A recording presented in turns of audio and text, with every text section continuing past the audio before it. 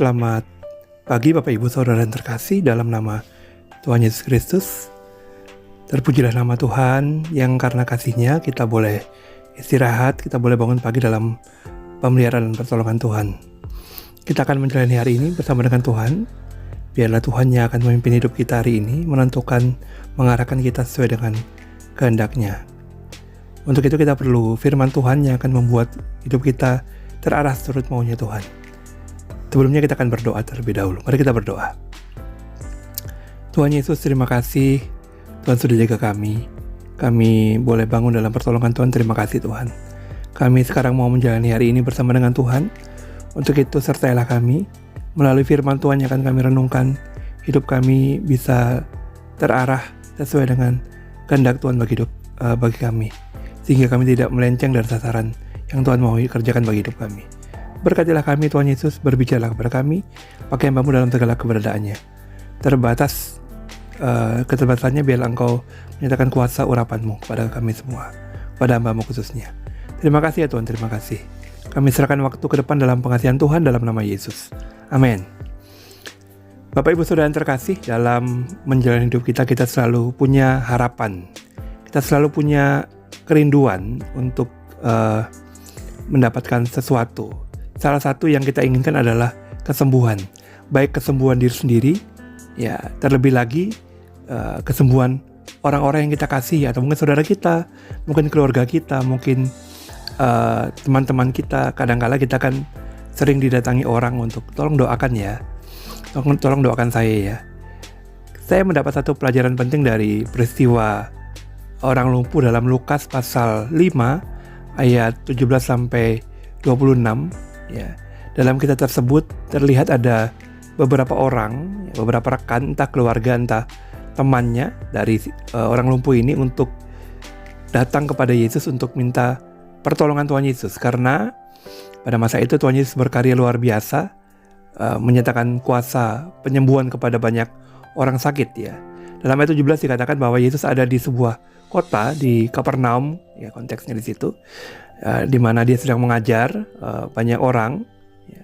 Lalu datanglah beberapa orang berusaha untuk membawa orang lumpuh itu kepada Yesus, karena pada masa itu Yesus sedang menyembuhkan banyak orang. Harapan dari pembawa orang lumpuh ini adalah orang yang dibawanya mengalami kesembuhan. Tetapi dalam perjalanan mereka mengalami kesulitan. Kesulitannya apa? Biasa Yesus kalau ada di satu tempat, banyak orang yang mengerumuninya, banyak orang yang ikut atau ada di situ dalam keberadaan untuk belajar, melihat kuasa Tuhan, atau sedang berdiskusi dengan Yesus sendiri.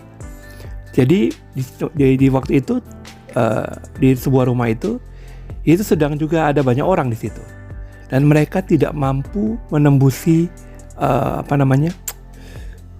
mendekati Yesus, tidak mampu mendekati Yesus, karena dikerumuni banyak orang, ada banyak orang. Namun disinilah saya mau mengajak kita belajar untuk mencapai sesuatu. Untuk mencapai sesuatu diperlukan sebuah kerjasama, diperlukan sebuah kesatuan hati, diperlukan sebuah ketekunan. Coba Bapak Ibu perhatikan di ayat yang ke-18 dan 19. Mereka buntu jalan depan. Ya, buntu. Tetapi Tuhan memberi mereka hikmat. Karena adanya kesatuan hati, saya pikir adanya ketekunan, adanya iman di situ juga. Adanya iman yang begitu kuat dari teman-teman si orang lumpuh ini, sehingga memunculkan hikmat Tuhan, membuat mereka mengangkat mereka si orang lumpuh ini dibawa ke atap ya. Atap itu dibongkar, lalu dimasukkan lewat atap untuk diturunkan. Saya lagi berpikir begini, itu hal yang tidak mudah Bapak Ibu. Mengangkat tandu manusia di dalamnya itu tidak mudah. Itu perlu kerjasama yang baik. Itu perlu kesehatian. Itu perlu ketekunan. Untuk mencapai sesuatu kita perlu tiga hal itu. Kesatuan hati, kerjasama, dan ketekunan. Sekali lagi, mau mengangkat orang lumpuh ke atas atap, lalu membongkar atap, lalu menurunkannya. Itu hal yang saya pikir tidak main-main. Bukan hanya itu, membawa orang lumpuh ya dalam kebuntuan jalan itu. Sebenarnya bisa saja mereka wes lah, gak usah lah, sudahlah, ini bukan waktu Tuhan kayaknya, karena itu lagi penuh, bukan waktu Tuhan kayaknya. Tidak, mereka tidak menggerutu, mereka tetap diliputi atau dikuasai kepercayaan yang sungguh kepada Tuhan bahwa Yesus sanggup menyembuhkan, sehingga muncul semangat mereka untuk tetap membawa orang lumpuh itu kepada Yesus dengan cara yang Tuhan taruh dalam pikiran mereka. Bapak Ibu, untuk mengharapkan sesuatu juga perlu kesetiaan iman kepada Tuhan, sungguh-sungguh mempercayai Tuhan, sekalipun sepertinya buntu jalan di depan itu. Pasti Tuhan akan buka jalan dengan cara yang lain, selama kita tetap percaya kepadanya bahwa Dia sanggup melakukan yang kita harapkan itu. Bapak Ibu Saudara yang terkasih, mari kita untuk mencapai sesuatu, untuk menggapai sesuatu, untuk mendapatkan sesuatu, entah itu kesembuhan, entah itu jawaban-jawaban doa, tetaplah bersehati. Kalau kita sedang berdoa, bersehati berdoa, mengajak orang-orang bersama-sama berdoa, tekun berdoa, dan di dalamnya juga ada iman yang sungguh, kepercayaan yang sungguh kepada Tuhan. Karena dengan hal-hal itulah maka kita akan mendapat jawaban, mendapat dalam perkenanan Tuhan harapan yang kita inginkan itu, yang kita rindukan itu. Seperti orang lumpuh ini mendapatkan kesembuhan daripada Tuhan, memperoleh kesembuhan daripada Tuhan. Mereka berharap untuk disembuhkan teman mereka, saudara mereka, dan mereka memperoleh itu karena ketekunannya, karena kesatuan hati, karena kerjasamanya, dan di dalamnya ada iman, ada kepercayaan yang sungguh kepada Tuhan. Akhirnya mereka mendapatkan. Kita belajar dari rekan-rekan orang lumpuh itu, miliki kesatuan hati, miliki ketekunan, bersedia bekerja sama, dan di dalam hal itu dibangun kepercayaan yang sungguh kepada Tuhan, bukan separuh-separuh. Ya, kalau ini lihat usahanya ini luar biasa, dan separuh mereka sungguh-sungguh percaya.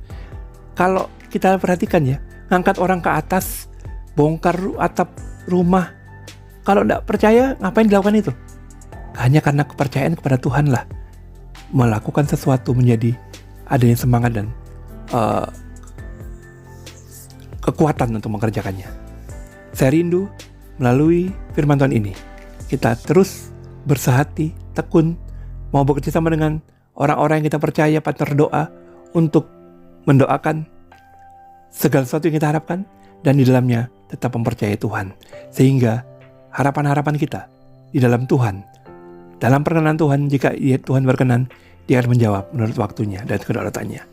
Bapak Ibu Saudara yang dikasihi oleh Tuhan, bersama dengan keluarga kita, mari kita miliki kesehatian. Mari kita bekerja sama.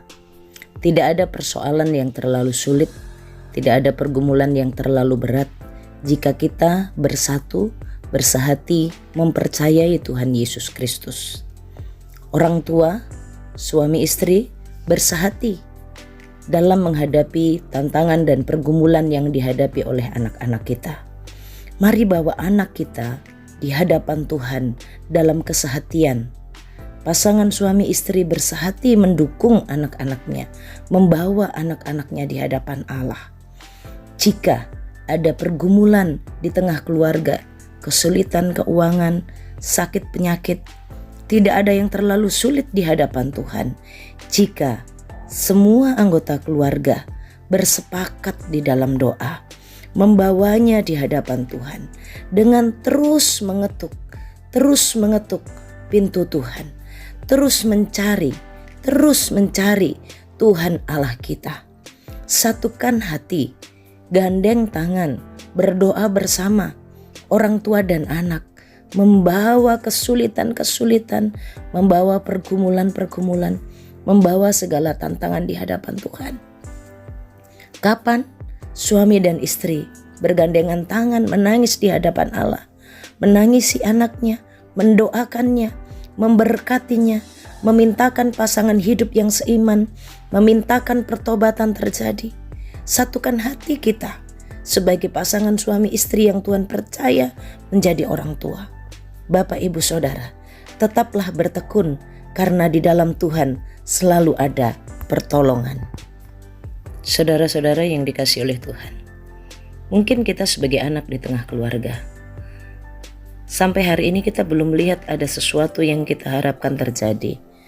Perubahan-perubahan dalam relasi orang tua kita. Sudahkah kita bersama-sama bersehati, bertekun dan berdoa? Anak-anak ambil waktu. Saudara-saudara sebagai anak di tengah keluarga bersatu hati. Merindukan terjadi perubahan-perubahan. Merindukan lawatan Tuhan dinyatakan. Mari kita satukan hati kita dan terus bertekun di hadapan Allah. Kapan saudara-saudara terakhir menangis meminta kepada Allah untuk pemulihan keluarga, pemulihan relasi orang tua saudara? Mari kita bersatu hati. Mari kita bertekun dan jangan menyerah. Sepertinya terlalu sulit. Sepertinya pintu itu tertutup, terpenuhi dengan banyaknya orang. Tapi saudara, ada jalan. Selalu ada jalan di dalam Tuhan. Mari kita bersama meminta kepada Allah. Anak-anak bersehati, orang tua bersehati, suami istri bersehati.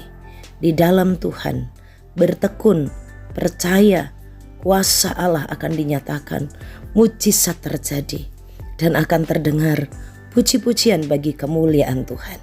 Saat orang lumpuh itu disembuhkan, pujian dinyatakan bagi Tuhan Allah sumber pertolongan.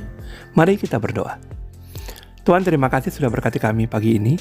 Ajari kami Tuhan untuk boleh belajar percaya total kepada Tuhan. Dan dalam itu kami perlu untuk sungguh-sungguh mengharapkan bahwa Tuhan pasti menjawab dan bersatu hati mendoakannya.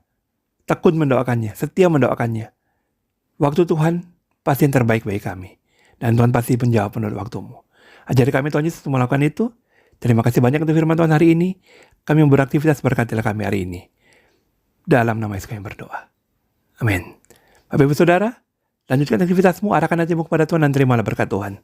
Berkat damai sejahtera dari Bapa di surga, cinta kasih dari Tuhan Yesus dan penyertaan Roh Kudus dilimpahkan bagi hidupmu mulai sekarang seterusnya sampai selama-lamanya.